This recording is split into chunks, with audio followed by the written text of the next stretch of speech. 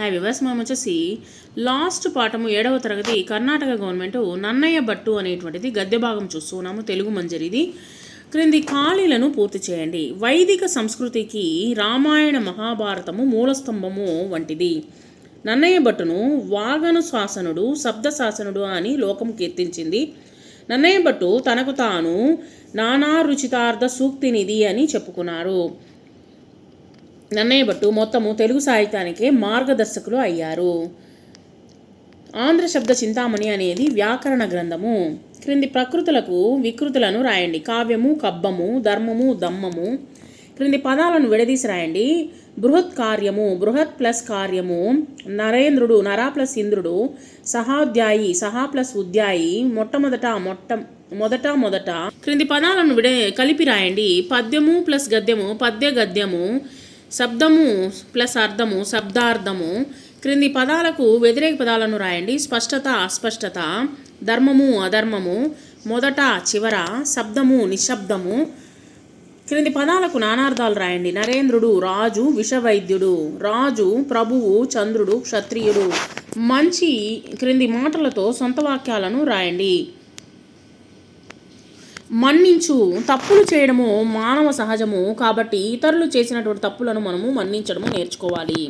స్వీకరించు. పెద్దలు చెప్పేటువంటి మంచి సలహాలను మనము ఎల్లప్పుడూ సంతోషంగా స్వీకరించాలి. ఇతిహాసము. భారతదేశ సంస్కృతిని సాంప్రదాయాలను తెలుసుకోవడానికి రామాయణ మహాభారత ఇతిహాసాలను ఎంతో ఉపయోగపడతాయి. సందేశము. సమాజంలో శాంతి సామర్థ్యాలు వర్ధిల్లడానికి వివేకానందుడు యువతకు గొప్ప సందేశాన్ని ఇచ్చారు. కీర్తించు. దేశము కోసము ప్రాణాలు అర్పించినటువంటి అమరధీరులకు ప్రజలంతా ఎల్లప్పుడూ కీర్తిస్తారు.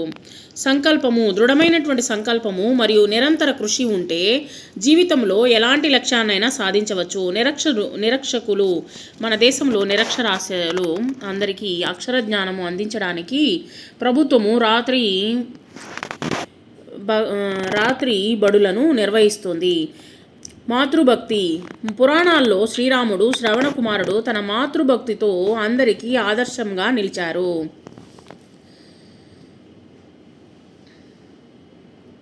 క్రింది ప్రశ్నలకు ఒక్కొక్క వాక్యంలో జవాబులు రాయండి.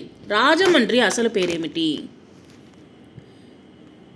రాజమండ్రి అసలు పేరు రాజమహేంద్రవరము. రాజరాజ నరేంద్రుడి వంశస్థులు ఎవరు? రాజరాజ నరేంద్రుడి వంశస్థులు పాండవులు. తెలుగులో ఆది కవి ఎవరు? తెలుగులో ఆది కవి నన్నయ్య భట్టు. మహాభారతంలో ఎన్ని పర్వాలు ఉన్నాయి? మహాభారతంలో 1,25,000 శ్లోకాలు, 18 పెద్ద పర్వాలు, 100 చిన్న పర్వాలు ఉన్నాయి. నన్నయ్య సహోధ్యాయి అని ఎవరు అన్నారు? నన్నయ్య సహోధ్యాయి అని నారాయణ భట్టును అన్నారు. తెలుగులో మొదటి వ్యాకరణ గ్రంథం ఏది? తెలుగులో మొదటి వ్యాకరణ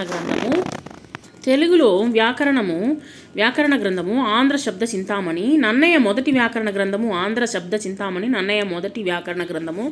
క్రింది ప్రశ్నలకు 4-5 వాక్యాలు జవాబులు రాయండి. నన్నయ్యకు వాగన శాసనుడు, శబ్దశాసనుడు అనే పేర్లు ఎందుకు వచ్చాయి? ఆంధ్ర శబ్ద చింతామణి అనే పేరుతో వ్యాకరణ గ్రంథాన్ని రచించాడు. ఈ వ్యాకరణ గ్రంథము ద్వారా తెలుగులో పదాలను ఉపయోగించినటువంటి విధానాన్ని రూపొందించాడు. ఇలా భాషకు ఒక స్పష్టతను, లక్షణాన్ని ఏర్పరిచిన కారణంగా నన్నయ్యను వాగశాసనుడు, శబ్దశాసనుడు అనే పేరుతో లోకం కీర్తించింది. నన్నయ్య భట్టు కవిత్వ లక్ష్యాలను ఏమిటి? నన్నయ్య భట్టు తన కవిత్వ లక్ష్యాలను భారత కథ స్పష్టం చేశాడు.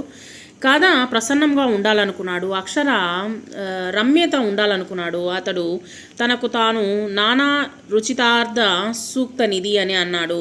మహాభారతాన్ని అనువదించేటప్పుడు మూలాన్ని యథాతథముగా తెలుగులోనికి తీసుకోవాలని నన్నయ్య అనుకోలేదు. సాధ్యమైనంత వరకు తెలుగు భారతాన్ని నన్నయ్య స్వతంత్ర కావ్యముగా తీర్చిదిద్దాడు.